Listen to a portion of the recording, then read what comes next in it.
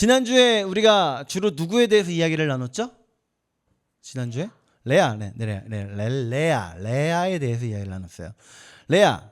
자, 하나님께서 레아를 불쌍히 여기셨어요.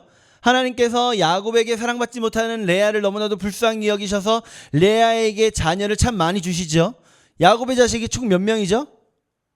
야곱의 자녀 몇 명이에요? 12명? 13명? 12명? 나는 12명 같아요. 야곱의 자녀는 12명이다. 야곱의 자녀는 13명이다. 맞아요. 13명입니다. 네, 디나까지 하면 13명이에요. 아들만 하면 12명이죠. 아들만 12명. 사실 디나가 그렇게 중요한 역할을 뭐 나중에 가서 하기는 하지만 아직까지는 디나가 중요한 역할을 하지 않기 때문에 디나는 빼고 세도록 할게요. 이제부터 12명인 걸로 하도록 하겠습니다. 12명. 자, 레아의 아들이 누구일까요? 루벤, 시므온, 레위, 유다, 이사갈, 스불론 이렇게 6명이에요. 그리고 딸 디나. 저도 이거 못 외워요. 외울 필요 없어요. 네. 여기에다가 이제 실바라고 하는 그 여종을 통해서 또 아들을 낳잖아요. 누구? 갓, 아셀. 오, 대단해요. 이렇게 해서 8남 1녀를 레아가 낳습니다. 레아가. 이 정도면 남편 없어도 되겠죠? 왜요? 레아가 자녀 9명을 낳는 동안에 라헬은 뭐 했어요? 라헬? 자식이 없었어요. 그죠? 근데 있긴 했어요. 누굴 통해서 있죠? 종 누구? 네, 비라를 통해서 있습니다. 비라. 자, 비라를 통해서 아들이 몇 명이 나오죠? 23명이요? 2명이요? 3명이요? 2명이요. 단과 납달리 2명이 생깁니다. 이렇게 해서 아들이 10명이 됩니다. 10명. 레아 쪽에 8명, 라헬 쪽에 2명 이렇게 돼요.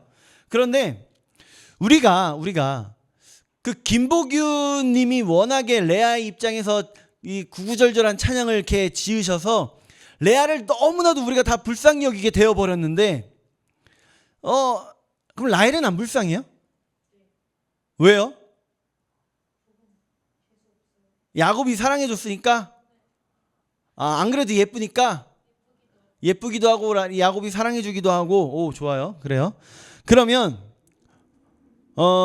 우리 성경에서 남편의 사랑을 아주 많이 받지만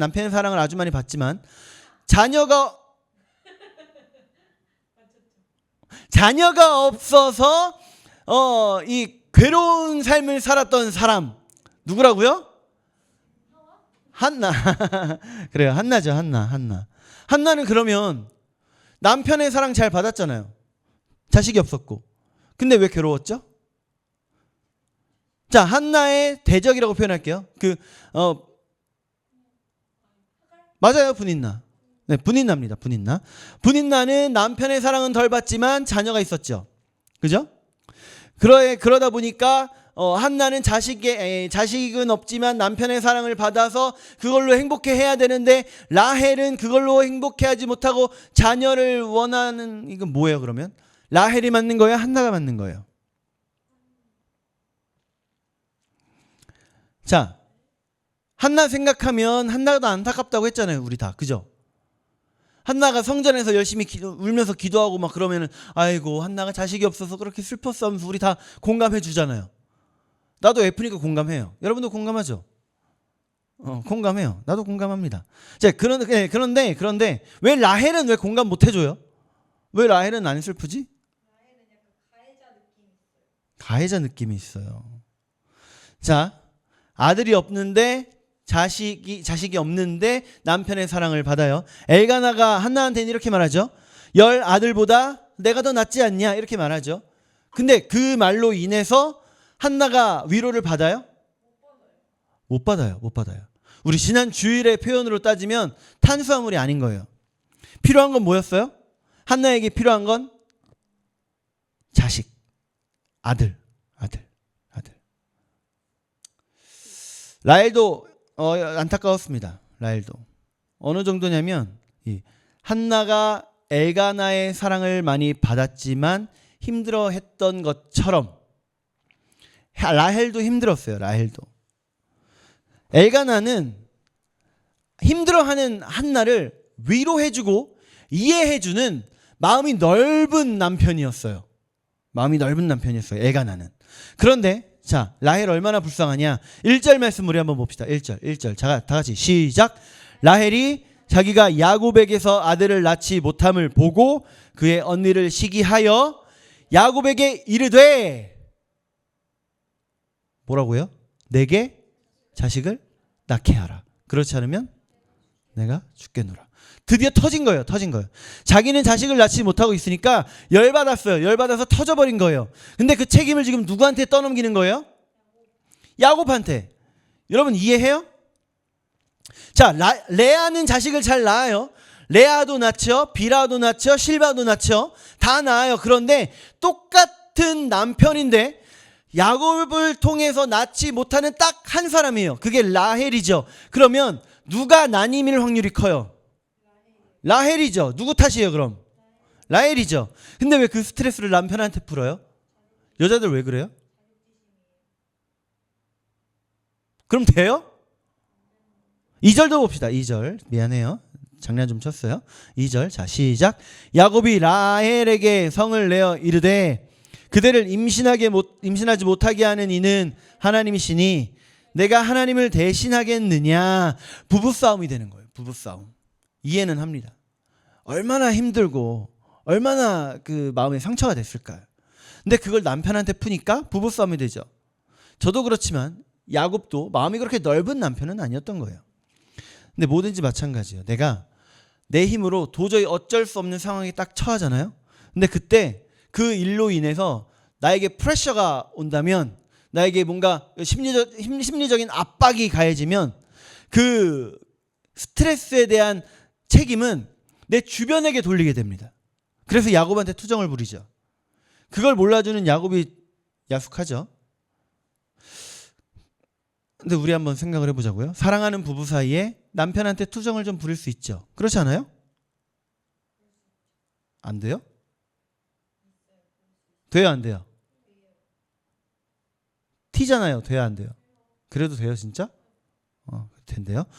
근데 남편 포함해서 내 문제의 해결책이 이 주변에게 있다. 내 힘든 내 문제의 이유가 내 주변에게 있다라고 이야기를 한다면 고마워요.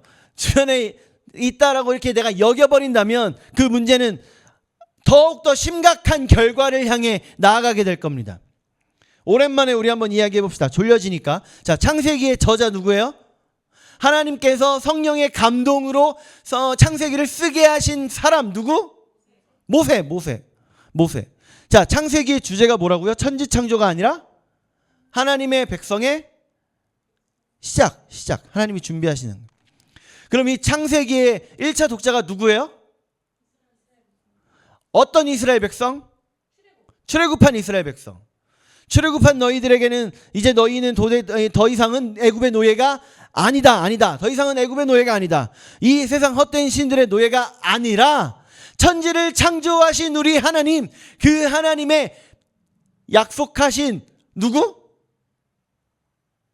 아브라함의 누구? 자손들이다. 그 약속의 자손들이다. 그걸 알려주시는 거예요. 그러면 이게 창세기의 지필 목적이라고 한다면 이 창세기를 읽기 전에 이스라엘 백성들은 어떤 상황이었다라는 걸까요? 이미 출애굽을 한 이후에 쓰여진 거예요. 이미 출애굽을 한 상태이지만 여전히 그들의 마음속에, 의식 속에 이게 남아있었다라는 거예요. 우리는 보잘것없는 뭐다? 노예다.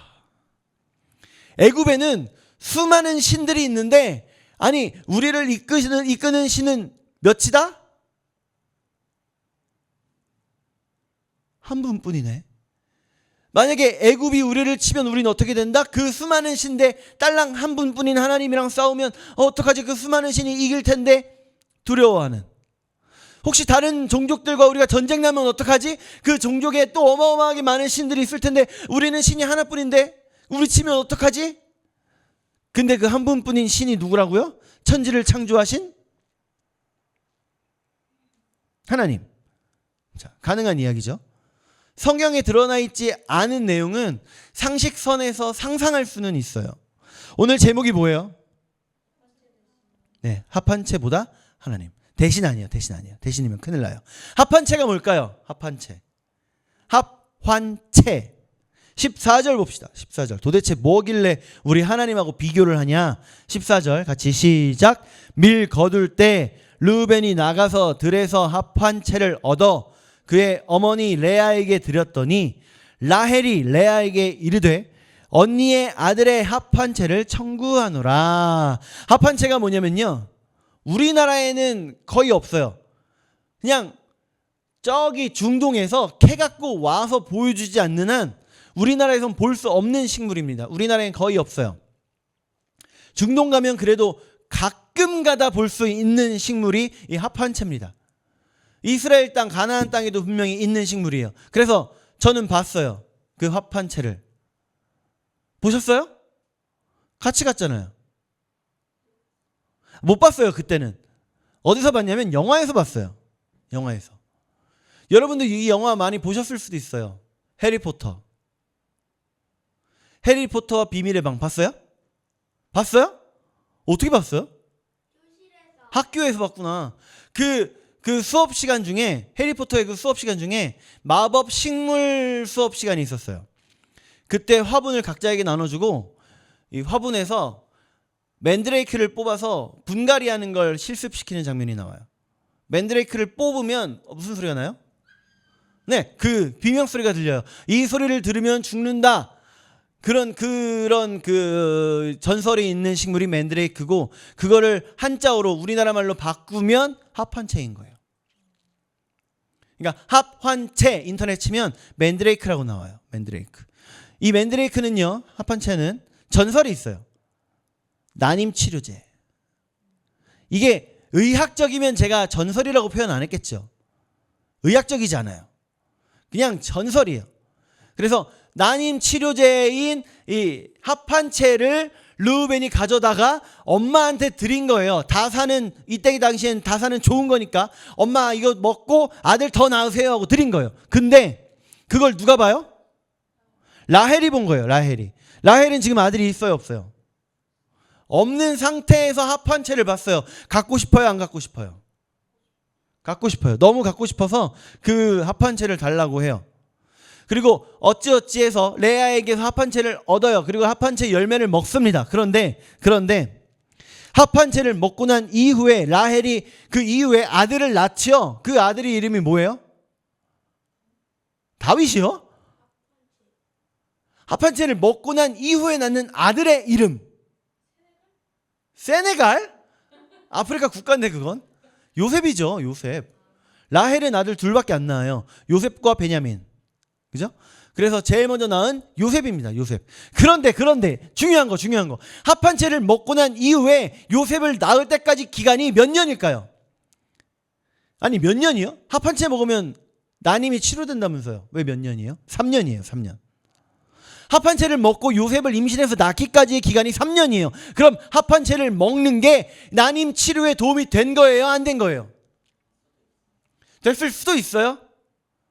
3년이나 걸렸는데 풀뿌리 하나 캐먹고 맨날 장복을 한 것도 아니고 매일매일 조금씩 먹은 것도 아니고 풀뿌리 하나 딱 캐갖고 이거 하나 딸랑 먹었는데 3년 후에 임신이 됐는데 그럴 수도 있어요?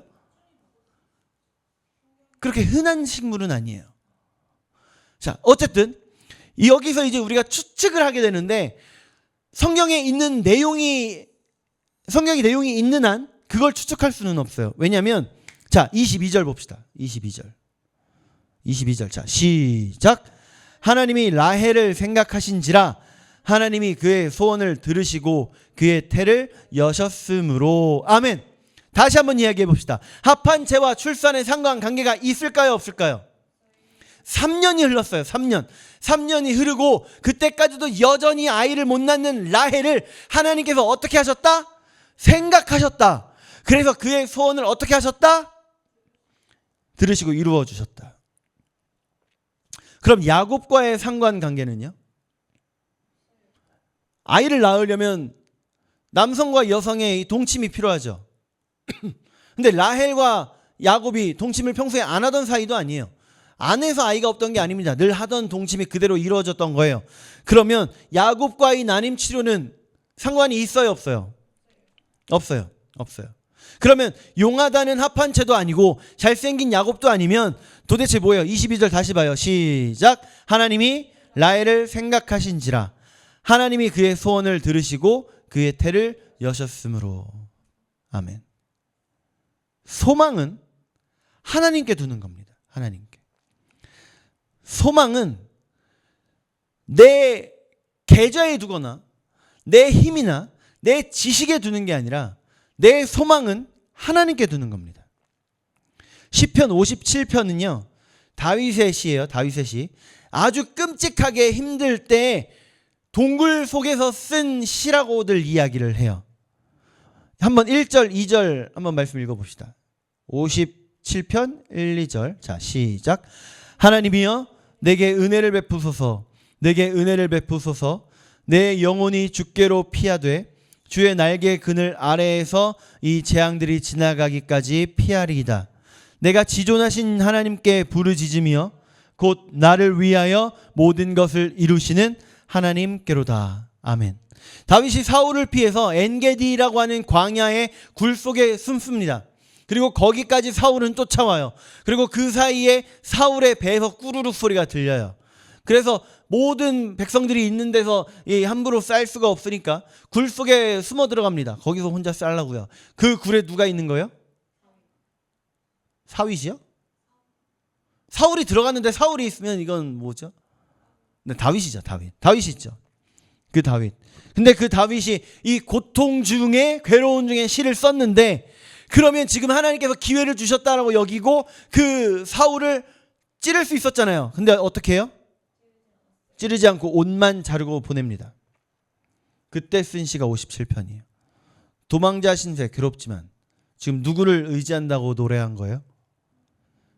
내 실력이나 나와 같이 굴에 숨은 사람들을 힘입는 게 아니라 그들에게 소망을 두는 게 아니라 하나님이에요. 하나님. 하나님께 소망을 둔다는 건요. 하나님이 함께 계시고 하나님이 다 알고 계시고 하나님이 나를 사랑하신다라고 하는 믿음의 고백입니다. 또 하나님께 소망을 둔다는 거는요. 작은 나의 일에서부터 만물의 마지막까지 하나님께서 주관하신다라는 거예요. 그걸 이루시는 분이 하나님이라는 겁니다. 이쯤 되면 이제 다들 인정하잖아요. 우리 원래 다 인정했잖아요. 하나님께 소망을 둬야겠다. 그죠? 이거 인정 안 한 사람 있어요? 내가 내 소망을 하나님께 두면 안 된다 인정 안 한 사람 있어요? 어떻게 소망을 둘까요? 어떻게 하는 것이 하나님께 소망을 두는 걸까요? 신앙생활은요. 저도 아직 30년도 채 안 됐지만 안 됐죠? 15살부터니까 25년이죠? 맞나요? 25년, 26년? 네. 그거밖에 안 돼요. 그래서 저도 잘 몰라요. 그런데 지금까지 살아보니까 신앙생활은 아주 쉬우면서 아주 어렵습니다. 기본만 하면 돼요. 그래서 아주 쉬워요. 신앙생활에 고급편이 있어요? 없어요. 신앙생활에는 심화편은 있어요. 근데 고급편은 없어요. 기본을 더 깊이 이해하는 심화 과정은 있어도요. 뭔가 더 어렵고 복잡한 고급 과정은 없어요. 왜 쉽다고요? 기본만 하면 돼요. 기본이 뭐예요? 네, 순종하는 거, 기도하는 거, 찬양하는 거, 말씀 보는 거. 우리가 지금까지 계속 듣는 그 기본만 하면 돼요. 우리가 아침에 일어나면서 하나님 앞에 감사 기도하고 밥 먹기 전에 하나님께 감사 기도하고 뭐 이걸 율법적으로 따진다라고 하면 어쩔 수 없겠지만 내 모든 순간에 하나님께 감사하는 그런 기도하는 삶을 살아가는 거 이거 기본이잖아요.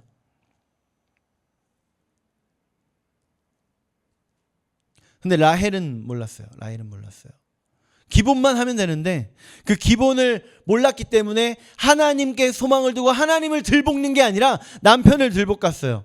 합한 채에 욕심을 냈어요. 근데 우리는 알죠. 우리는 압니다. 우리의 소망을 하나님께 둡시다. 우리 함께 기도할까요? 우리 기도할 것은요. 우리 기도하면서 인정합시다. 내 소망이 하나님께 있습니다.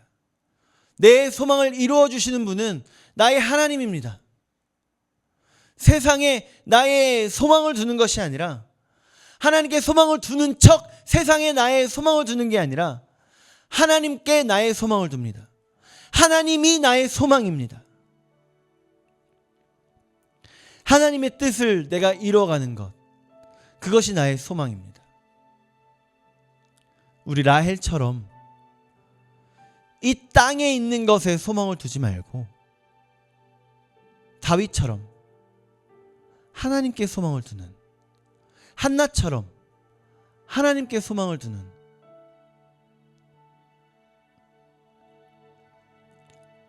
하나님 내가 되겠습니다. 하나님 내가 되겠습니다. 함께 우리 기도합시다.